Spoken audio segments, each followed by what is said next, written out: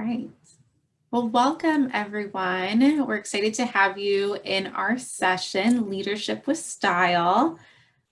This morning, Sharon and I are going to be talking about individual leadership styles and how that really supports healthy teams. And when we have healthy functioning teams, we're then able to do the work in the community that we want to do to have thriving and healthy communities. So before we get into that, we're going to share a little bit about ourselves and about Public Allies. I know a couple of you are very, very familiar with Public Allies, but not everyone in this space is. So just to share, Public Allies is an AmeriCorps program, and we are a leadership development program that works with mainly young adults who are interested in the nonprofit or community space and are wanting to develop their own leadership skills while also giving back to the Indianapolis community. And my name is Vicki Rubio. I am the program director for Public Allies Indianapolis, which is a program of the Indianapolis Neighborhood Resource Center. And I've been fortunate enough to be in this role for almost 5 years. And I'm also an alum of Public Allies Indianapolis. I'll turn it over to Sharon to introduce herself. Thanks, Vicki. I am, as Vicki said, Sharon Logan, Senior Program Manager. And I will give you a heads up that I have a little one here. And so you will hear her chatting in the background this morning. And I am also an alum of the program. And I have been serving as program manager for almost 9 years. And very excited to be able to take one of the trainings we do with our members and our supervisors and hopefully share it with other community members as well. Perfect. So you might be wondering, what is the Leadership Compass and how are we going to kind of use that to better understand ourselves? And something that we talk about in Public Allies is that we really enjoy personality assessments. And the reason we enjoy those is because it's just a tool to really get to know ourselves and understand our preferences and how that mixes with our experiences to really view and shape the way we interact with the world. And so the Leadership Compass is just one tool that's really designed to think about, when you are in a team, what role do you play? What are your preferences? And so it can be really helpful to understanding what is your natural style, and then how does that intersect and interact with other people's style, and how can you work effectively with people whose styles differ from your own. So to get us started, I'm going to put a link in the chat that has, I think Sharon just put it in. So there's a link in the chat to the Leadership Compass styles, and you'll notice that there are 4 different styles: North, the Get It Done; South, the Nurturer; East, the Visionary; and West, the Analyst. And Sharon's going to talk a little bit more about those. Thank you, Vicki. So what we would like for you to do is actually read through the 4-page document and really see which of the 4 resonates with you. A lot of times you'll see that maybe 1 or 2 really kind of sits with you well, and things that you feel like are your natural preferences. And for the purpose of this conversation, we do ask that you try to pick one. So I'll use me as an example. I am a North-South. But I, find that I like to say I'm more of a South. So I'm going to kind of stick to being a South, but I know I have a lot of North in me as well. And so if you can do the same thing where you just read through the 4-page document and kind of figure out which one would you say resonates with you. And so we're going to take just a few minutes, let you read it, and really figure out which applies to you the most. And then once we know what you are or what your preference is, then we'll have more of a discussion as a group.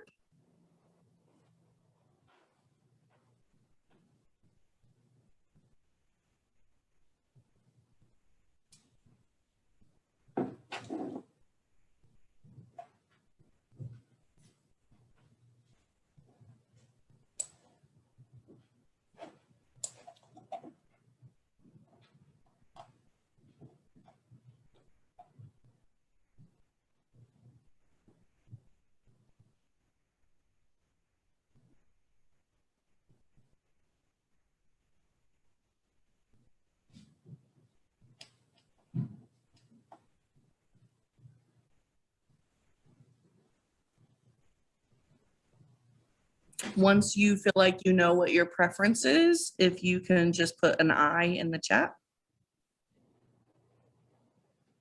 The other thing you can do is if you can change your name to include your style. So you'll see me do that now, which if you go to the screen or to the top of your screen where the little dots are, it gives you the option to rename. And you can add your style preference to your name.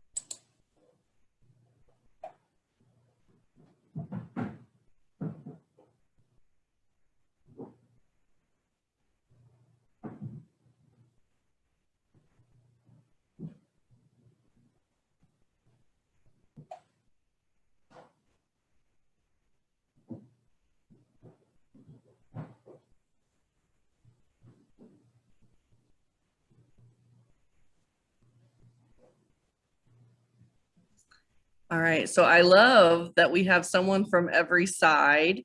Oh, Connie is in East North. Okay, so this is going to be, I think, a really great conversation, especially as we talk a little bit more about working with other styles. So what we'd like to do now is I'm going to put some questions in the chat. And we really just want to have a group conversation about our personal strengths, our weaknesses, our pet peeves, and how we can work best with others and how others can work best with us. And so really wanting to open it up. And so now that you have read through your document or the 4 different styles, it also has at the bottom, you'll see best ways to approach working with you, I think is the language that says, yeah, best ways to work with a North. And so that might be something that really kind of sticks with you, or maybe 1 or 2 of those really resonated with you. So really just wanting to open up the conversation to kind of talk through this.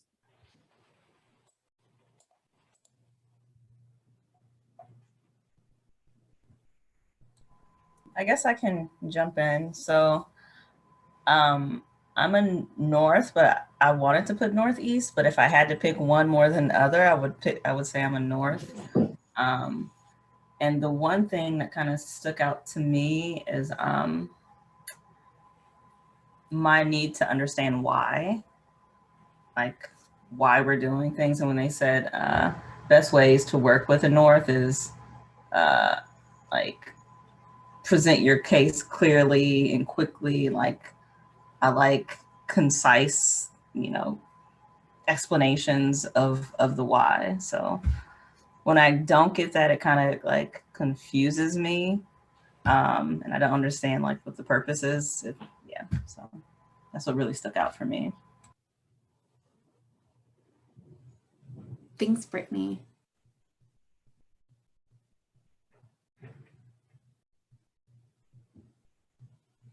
Brittany, could you share a little bit about, for you, how does knowing the why help you to then carry out the work? I think for me, I like to get as much information about a thing as possible. And I think if I'm on my own, like I'm gonna like make my own decisions based off of all this information. Mm-hmm. And so the why helps me interpret like I don't want to say data because that sounds so dry and formal, but like the information. Yeah, I don't know if that's helpful. No, it is. I think it's helpful as, again, as we think about how we use this information in our teams, is to think about, right, making sure others on our team know why we need what we need. And so for you, right, knowing that why is important. And I think when we as teams understand how other people like to get information, or why people need, things delivered in a certain way, it helps us to then buy in to doing that. We have a couple of other Norths in the room. I saw Sharon put in the chat about liking context. Nate or Connie, either of you want to share a little bit? Yeah, I can. I guess if I had to pick one, I'll pick East. The reason I put North was the quick pace and the trying to work fast. I like the phrase of work fast and get it 70% right, as opposed to work slow and get it 80% right. Because you can always, improvise come back with the feedback and, get that extra 10%. And the perseverance aspect of it, but I picked East because of the idea oriented. So sometimes I'm too idea oriented and less execution. And then the unconventional risk taker, like bringing a new perspective to a project or a team. Mm-hmm. Thank you. I liked the reason why I said East is because I am a big picture person, but I also am very detail oriented and goal centered, so which is usually there's not a big picture and detail oriented person, but that's how I look at things. Once I see the big picture, I start breaking it down into how can that get done. So that's why I went with East first, but a lot of the things within North, like perseverance and hardworking, and I like to work with autonomy, which for me has been something I've had in every single job for the last 25 years is autonomy. So it's great to be able to get an idea and then work to see it through, and adjust as needed. So thanks, Connie, for sharing. I think that's such a gift to be able to do both, to have that vision and then the ability to kind of move through and think through the picture or think through the steps. So my style is a West, which is the planning style. And I know my style then bumps against my East friends who have the vision and oftentimes don't always have the how does this work in the real world, right? Or have the steps. But I also need the East, because without the East, I struggle to think about the big picture and the larger vision. Yeah, Vicki, that's what I was thinking of with what both Nate and Connie were sharing about being East, is being able to be an East North is, I think, a unique skill. And I do think it's find and to have, Brittany, I think you also said you were East North as well. And so to have three of you resonating as being visionaries, yet still getting things done. And so I think of also the people who really resonate as just an East, and how those people really need the Norths to help them then make their vision happen. Otherwise, they really just sit in that vision area. And that can be really hard to come up with lots of ideas, but not to have anyone help them figure out then now how to bring it to life. And so being able to balance it I'm curious, Emily, because you put West and haven't shared if you have a second one that's a second strength for you. All of us have kind of shared what our second strength is. What's yours, Emily? Very much feel like I'm a Southwest. So Okay. I feel like I have strong tendencies of both. But I feel like now as I'm learning more about my work style, you know, being a young professional, I feel like I'm tending more towards the West. Okay, good. Good. Yeah, it is something that kind of evolves, right, as well. And I think it depends on the role that you're thinking of. Are you thinking professionally solely, or are you thinking of your role in your family and with your friends as well, and the different types of relationships that you do as well. So, okay, good. Yeah, I think it is important to be able to think about, like, you know, what is it that is your kind of comfort zone, and then what is it that you're able to do when need be as well.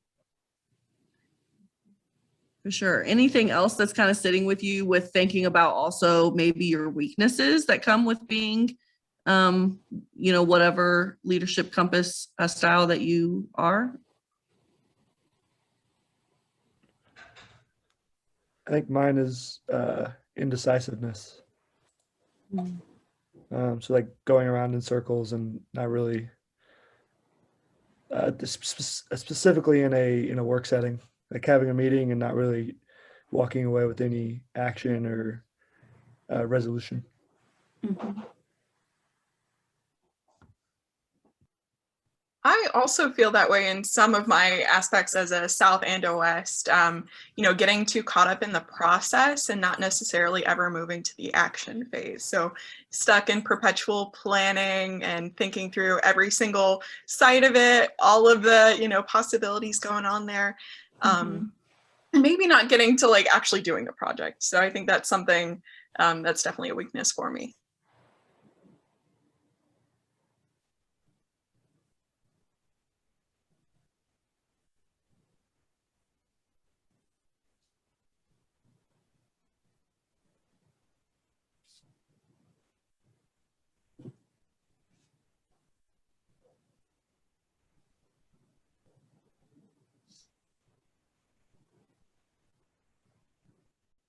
So I'm curious, Nate and Emily, since you both shared around that, do you find that you can lean into like coworkers who maybe have a strong style that really helps kind of pull you out of that whenever you need it? Or how do you find, like, what is it about your style and other people's style that can sometimes balance it, I guess? So my first response, I think I misunderstood. So I was talking about my pet peeve. So your second bullet point. So I think that my weakness would be jumping into things too quickly without planning. So I would rely more on a West for the planning aspect of it, and to maybe slow me down a little bit.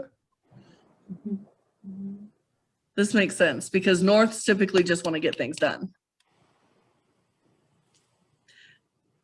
I thought that was your visionary side, though. That's like, I don't know, is this the right vision? Like we could keep thinking and come up with something better, but the North side typically would be a little bit more fast-paced. So I'm reading through and I think I need to change mine. I think I'm a Northwest. I think that makes more, as I'm reading through this, I'm like, oh, some of the East, oh, maybe. But then I looked at the West and I was like, oh, yeah, that makes a little bit more sense for me. And like Vicki and Sharon, you know me personally, so I don't know if I was going to say, as a planner, as a like literal city planner. Yeah. Yeah. And I was a bit delayed with like the weaknesses because I was looking through and I was like, I don't know about this one. And then I was like, oh, West.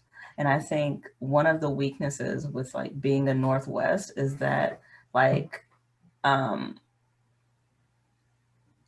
way that I process things, like I'm very deliberate in like doing it, but I'm like ready to get it done also. Like this is how this is the process and this is how we do it.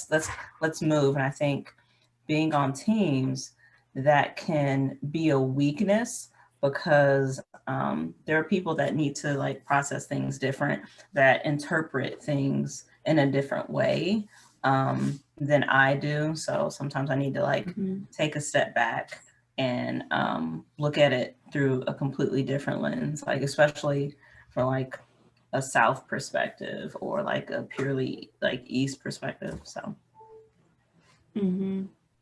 Yeah, I think that's such a good point, Brittany, because I know sometimes when I get caught in my style, I'm like, I have such confidence in like the way that I do my work or the way that I see things that it feels like this way is the right way. Like not only clearly is this the right way, but everyone else obviously sees things the way I do because clearly this is a great way to see it.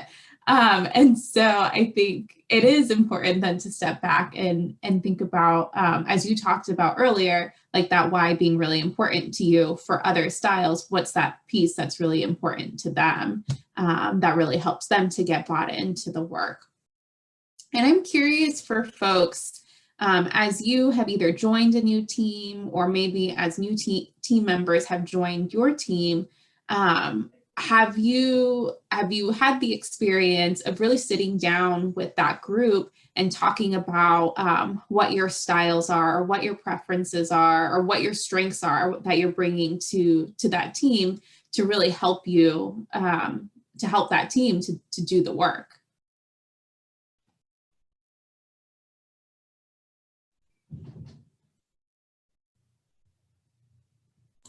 I think recently, I shouldn't say recently, it's been about 2 years now, but when I came into the position that I'm in now, I expressed that it's really important for me to get feedback. And I'm fine with constructive criticism and like be direct with me. Like I don't do well with like passive like suggestions and that sort of thing. And I don't have an aversion to conflict. I think conflict is like healthy and like, which was kind of interesting to read like what was the approach to North, like enjoys challenging people and situations. And I never thought of it that way, but I think that's part of me like not being averse to conflict. And one thing that I noticed, like as we were having an open discussion in staff, is that I'm in a team that mostly has an aversion to conflict.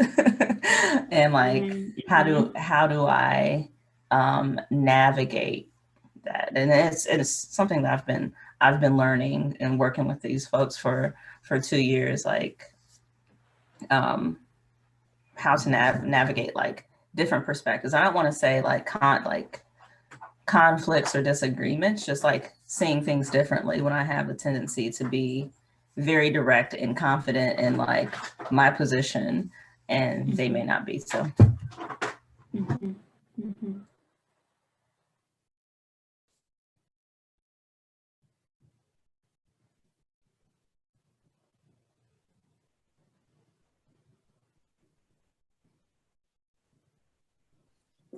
I think for me, as I'm thinking through this, I think it's so interesting because I am north-south, right? So these are like polar opposites in some way. And then working with Vicky very close, who is someone who is wanting feedback from other people, right? And wanting to kind of I think Vicky is okay with moving slow if it means that we're being thorough and we're asking the right questions and it's like intentional. And the get it done side in me sometimes has to be like, okay, but can't we just like, wait, this has to move faster. So Vicky has really taught me over the years, like the value when we do need to like be thoughtful about the work that we do.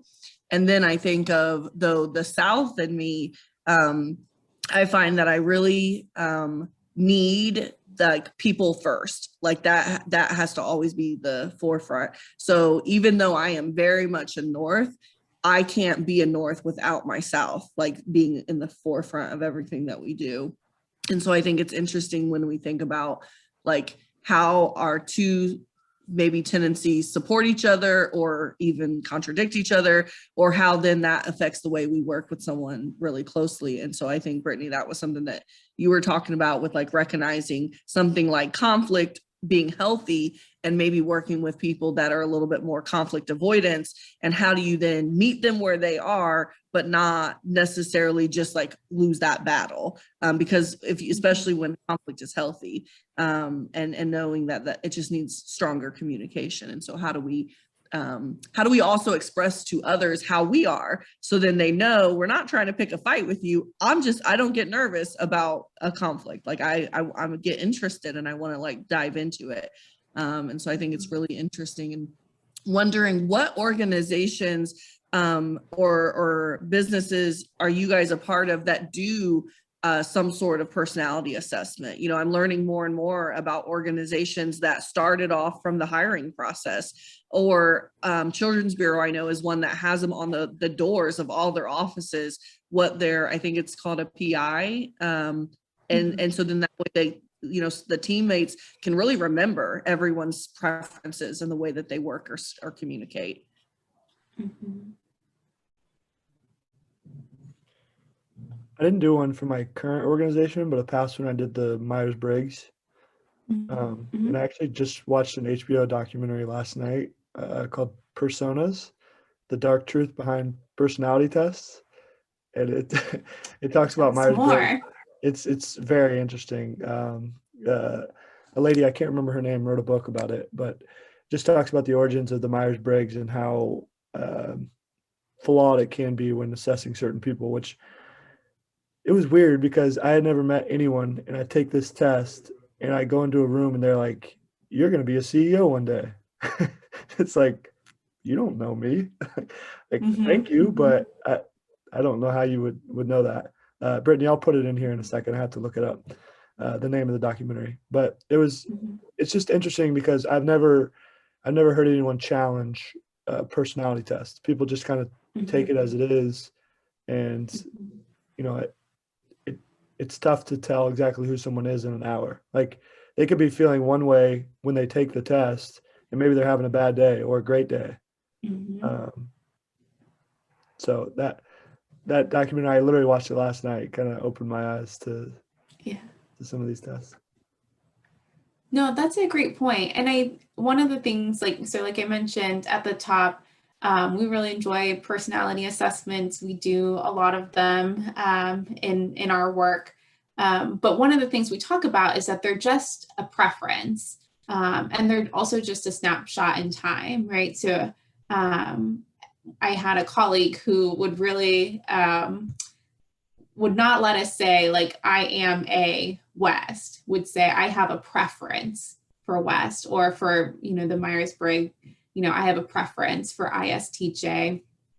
And so it is really thinking about, like, how do you take these, you know, with a grain of salt as just an opportunity to learn, like, a little bit more, but that they're not, they also can't tell you, like, who you are, and just using that as an opportunity to gain some information.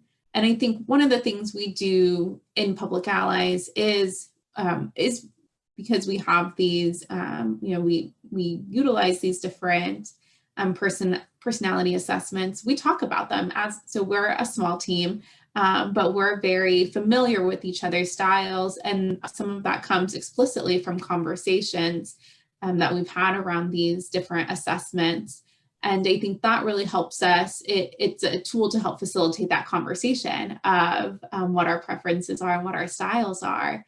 And I don't think as, you know, even without thinking about assessments, even pulling those out of them, right? When we're in teams, we don't always take the time to talk about, like, what is your strength? What are you really great at?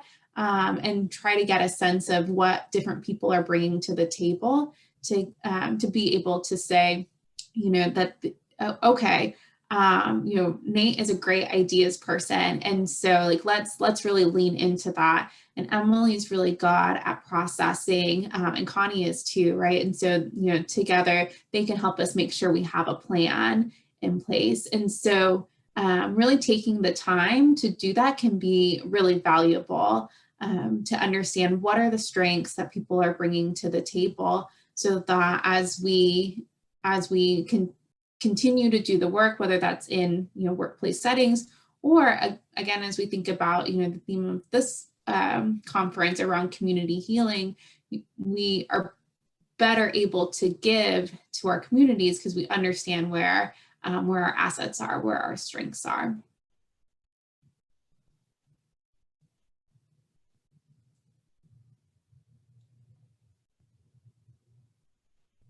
So we're going to switch gears and talk a little bit about how our preferences support, how we can understanding our own preferences can support our own individual healing, because we all get burnt out as we do our work and community work as well. But before we did that, I wanted to just see if anyone else had anything they wanted to share about either the questions or anything that's come up in our conversation.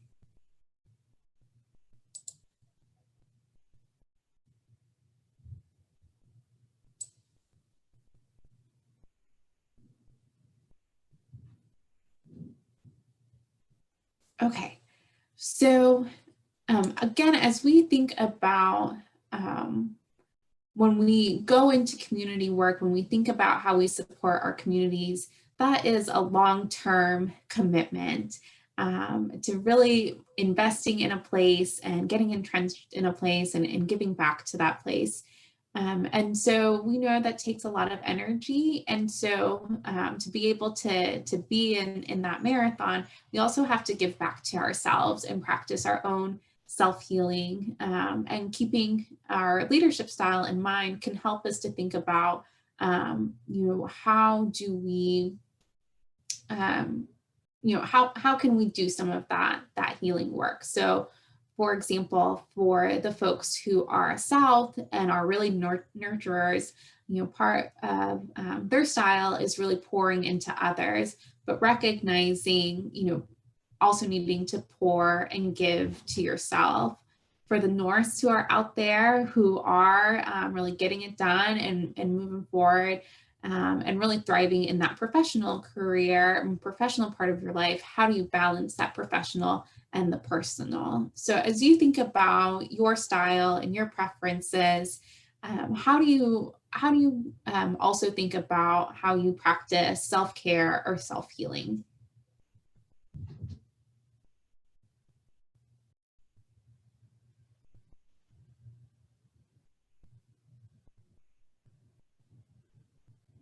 I think for me, it would be finding balance as far as like, I tend to be very goal oriented and like, all right, let me pursue this goal. I'll drive till the goal is accomplished. Check, next thing, drive, next goal, that sort of thing.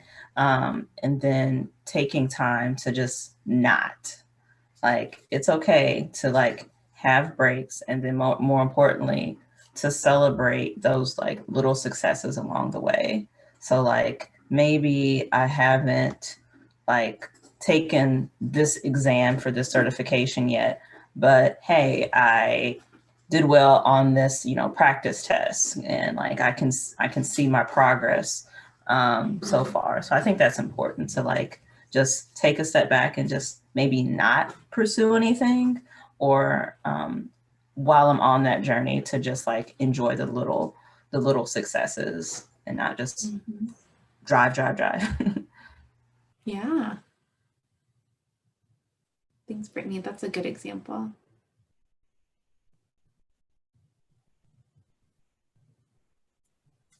Yeah, I tend to do the same thing where I have multiple projects I'm working on, and one ends and I'm still working on 10 others. And so I never really get the opportunity to, celebrate the success of the one that ended, because I've got 9 others that are still needing my attention. So I have a tendency to fill up my time with a bunch of things rather than to have downtime. But this last year, actually, I took time in the middle of the day to go on bike rides and take photos of butterflies and wildflowers and experience nature. And that, it was almost like a meditation I lost sense of time when I was seeking out nature. So that's one of the ways that I can try. And this last year was difficult because I didn't have all the projects I had planned for the year were pretty much gone. So it's like, okay, what do I do now? So Yeah. so that was a challenge this past year when you're very goal oriented and you don't have any goals you can pursue. So that was pretty challenging.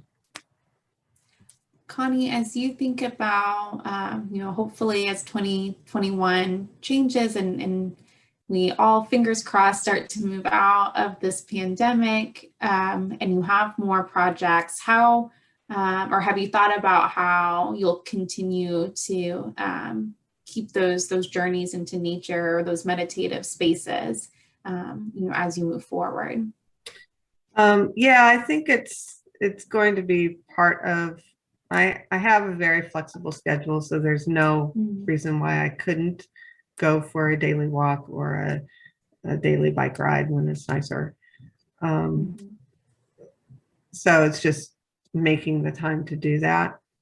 And that might get a little bit more challenging as things potentially progress and open back up, and there's more in-person things that I need to be at and more scheduled activities that I need to be present at. Thanks for sharing.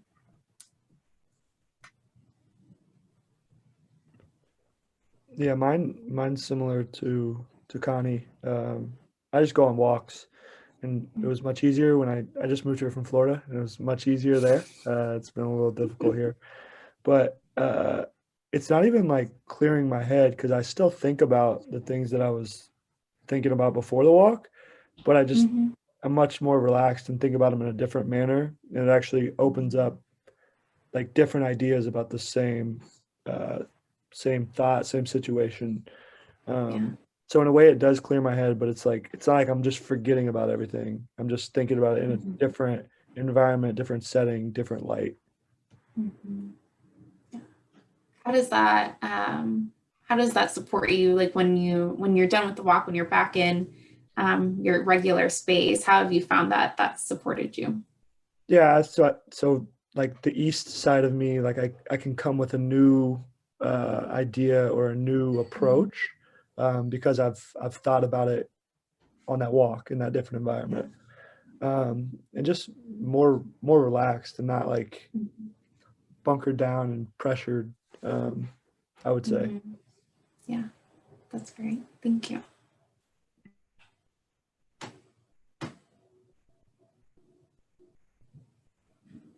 I think with my self-healing and being a West, I have to remember to nurture all sides of myself. So I'm really good at thinking about processes and thinking through different aspects of my work. And I don't always apply that to how I function, as a well-rounded person. So I think, making plans for personal projects, not just projects for work, and trying to bring that aspect back into my life, especially in this pandemic time, is something I've been working to incorporate again. Thanks, Emily. Yeah, utilizing some of those skills for other things that we enjoy, and making sure we're making the space for those things. Well, I appreciate everyone sharing and contributing to this conversation. We have about 15 minutes left, I think, in our session. And so really would like just to open it up and see if anyone has any questions that they want to ask of myself or Sharon. And also, if you have like a scenario or something maybe that as you think about working in teams, or thinking about your own leadership style that you want to talk through. We always believe in the wealth of knowledge in groups, and so would love for you to share that as well.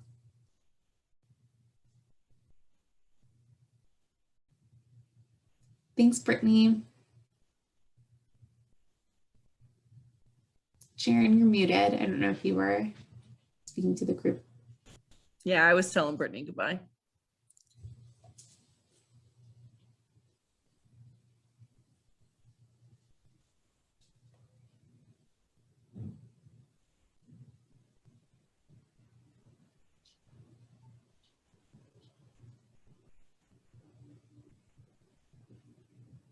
I think we can also wrap up early. I know Connie's been in, I was chatting with Connie earlier. She's been in lots of conferences over the last few weeks, and I know Emily just presented. So if everyone is wanting to take a break, that's okay too. Yeah, that works. And Nate put the link to hop back into Remo so you can get back to the rest of the Neighbor Power Conference. So that link is there in the chat. We really appreciate you coming and joining us and having conversation with us.